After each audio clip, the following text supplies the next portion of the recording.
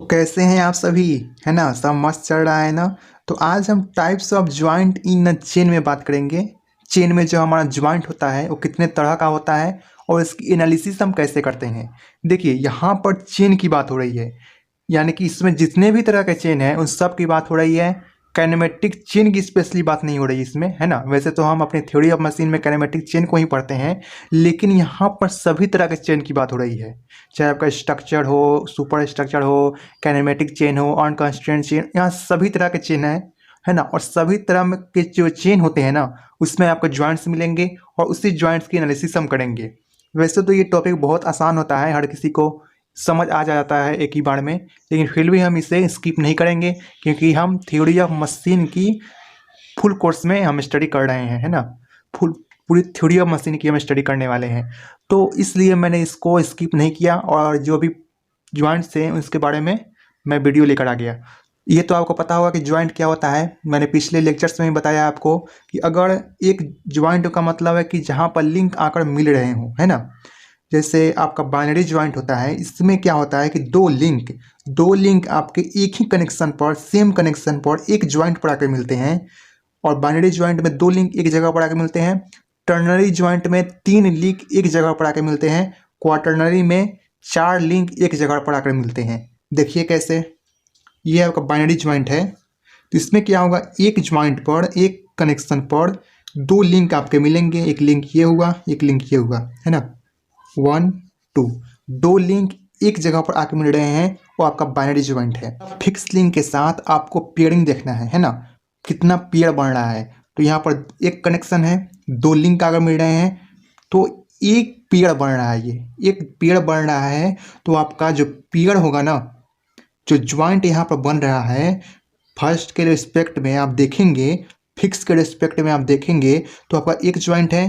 Pair में आप check करेंगे तो, और वो एक 1 2 होगा, 1 2 होगा, ठीक है ना। ठीक है, ठीक उसी तरह टर्नरी में क्या होता है, एक कनेक्शन पर तीन लिंक आकर मिलते हैं और इसमें आपने एक को फिक्स कर दिया। ये हुआ 1, ये 2 और ये 3। और फिक्स के रिस्पेक्ट में आपको पेयरिंग चेक करना है, तो हम लिख सकते हैं क्या, 1 2 1 2 एक पेयर।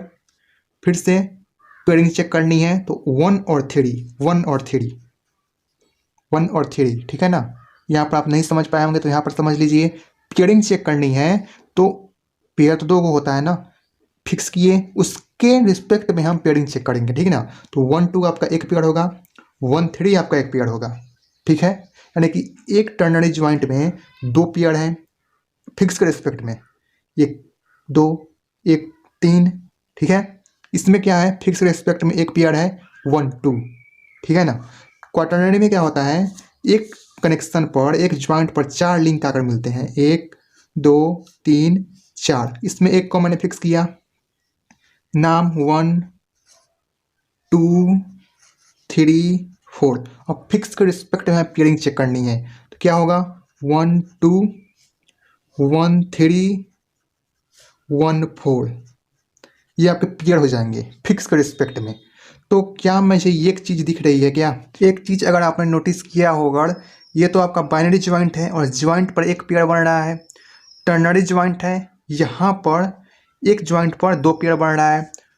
क्वाटरनरी में क्या हो रहा है, एक ज्वाइंट पर तीन पेयर बन रहा है। और इसमें ना, इसमें तो आपका एक ही पेयर है, कोई दिक्कत नहीं है। यहाँ पर दो पेयर है, यहाँ पर तीन पेयर है, तो इसमें एक आपका कॉमन है। एक इसलिए कॉमन है कि हम एक को हमने फिक्स कर रखा है, ठीक है ना।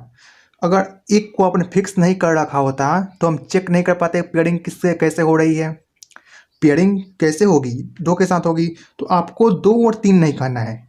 जिसको आपने फिक्स किया है उसी के रिस्पेक्ट में आपको पेयरिंग चेक करनी है। दो और तीन आपका नहीं होगा क्योंकि दो आपका फिक्स नहीं है, ना ही तीन आपका फिक्स है।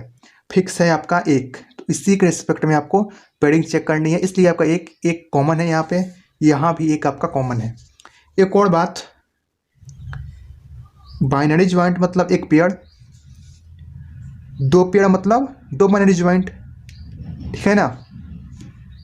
तीन पेयर मतलब तीन बाइनरी ज्वाइंट। पहले मैं इसको लिखता हूँ फिर आपको समझाता हूँ, ठीक है ना। मैंने यहाँ पर लिख दी कि एक टर्नरी ज्वाइंट आपका 2 बाइनरी ज्वाइंट के बराबर होता है और एक क्वाटर्नरी ज्वाइंट आपका 3 बाइनरी ज्वाइंट के बराबर होता है। कैसे? क्योंकि एक बाइनरी ज्वाइंट में आपका एक पेयर आ रहा था और आपको पता है टर्नरी ज्वाइंट में 2 पेयर आने वाला है, यानी एक पेयर से एक बाइनरी ज्वाइंट तो 2 पेयर से 2 बाइनरी ज्वाइंट। ठीक है, ठीक उसी तरह 3 पेयर से 3 बाइनरी ज्वाइंट। ठीक है ना, 3 पेयर से 3 बाइनरी ज्वाइंट। ठीक है, एक और चीज यहाँ पर आपको ध्यान देना है कि अगर 2 लिंक कनेक्ट हो रहा है एक ज्वाइंट पर तो एक आपका पेयर बन रहा है। ठीक है, 3 लिंक कनेक्ट हो रहा है तो 2 पेयर बन रहा है, यानी 4 लिंक कनेक्ट होंगे तो आपका 3 बनेगा, 5 लिंक कनेक्ट होंगे तो आपका 4 पेयर बनेगा।